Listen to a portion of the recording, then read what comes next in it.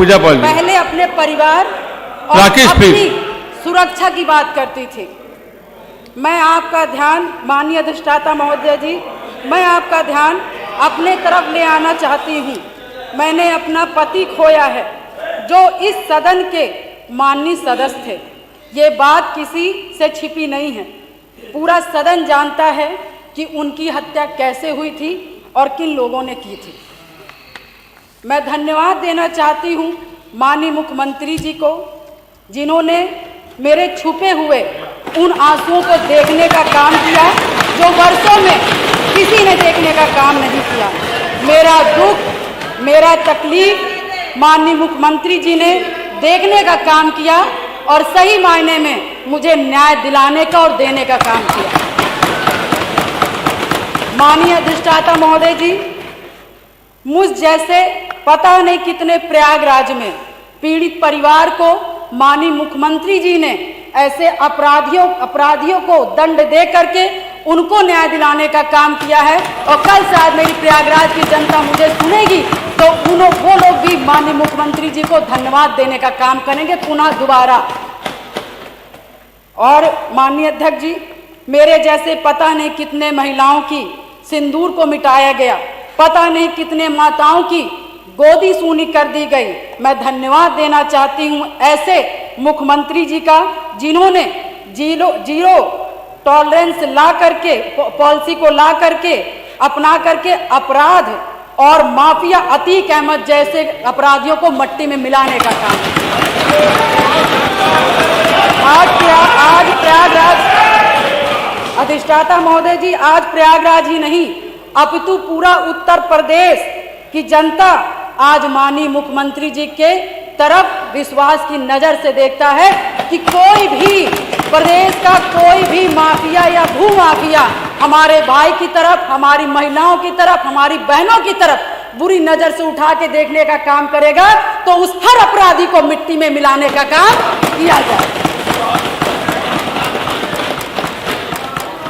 और माननीय अधिष्ठाता महोदय जी, मैं ये कहना चाहूंगी कि कोई जिसकी सबसे बड़ी बात, क्योंकि जो करके दिखा दे उसी पर विश्वास किया जाता है। मैं भी 3 बार इस सदन की विधायक रही हूँ, बहुत छोटी उम्र से रही हूँ। सबकी विश्वास और सबकी आस से मैं यहाँ पर आई हूँ। उसी आशा और विश्वास को जब भी मुझे किसी ने दिलाया है तो मैं उसके साथ खड़ी रही हूँ।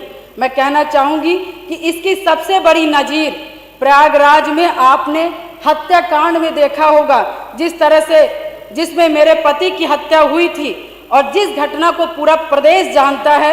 मैं माननीय मुख्यमंत्री जी के आने के बाद मुझे न्याय मिला। मेरे पति के हत्यारे अतीक अहमद को माननीय मुख्यमंत्री जी ने मिट्टी में मिलाने का काम किया। मैं उनके इस जीरो टॉलरेंस की पॉलिसी का समर्थन करती हूँ और मुझे लगता है कि इस बात को मैं नहीं कहना चाहती थी, क्योंकि मैंने आज तक चाहे सदन हो, चाहे सड़क हो और चाहे मेरा घर हो, चाहे परिवार हो, मैं विधायक बनी मगर मैंने बहुत ही शालीनता से अपना परिवार, अपना समाज और सदन की मैंने हमेशा गरिमा बनाए रखी। मैंने कभी भी किसी का अपमान नहीं किया। मगर मैं विधायक से पहले मैं 9 दिन की ब्याहता थी। मेरी माँ 9 दिन की शादी हुई थी और मैं वहाँ उस ससुराल में मैं विधायक बनने नहीं गई थी। मैं सिर्फ उस घर का रोटी बनाने के लिए गई थी, अपना परिवार बसाने गई थी। मैं विधायक नहीं बनने गई थी। मगर जब मेरे साथ घटना हुआ तो मैंने न्याय के लिए अपना आवाज़ खोला, अपने अधिकारों को मांगने का काम किया। और जो कि मुझे जिस तरह से मुझे सही लगा, मैंने कभी जनता को अपना परिवार समझा, कभी आप सभी माननीय सदस्य को अपना भाई बंधु समझा और आप ही लोग से, सभी लोग से मुझे ताकत मिली।